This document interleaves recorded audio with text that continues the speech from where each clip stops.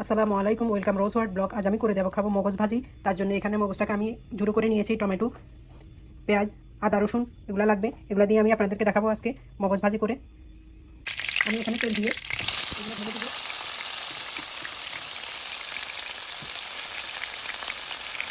রসুন, আদা, হলুদ,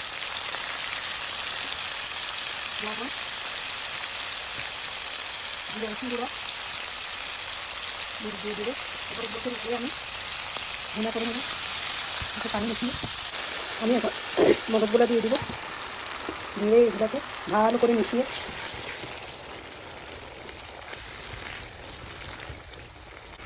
একটু পানি দিয়ে ঢাকনা দিয়ে দেবো।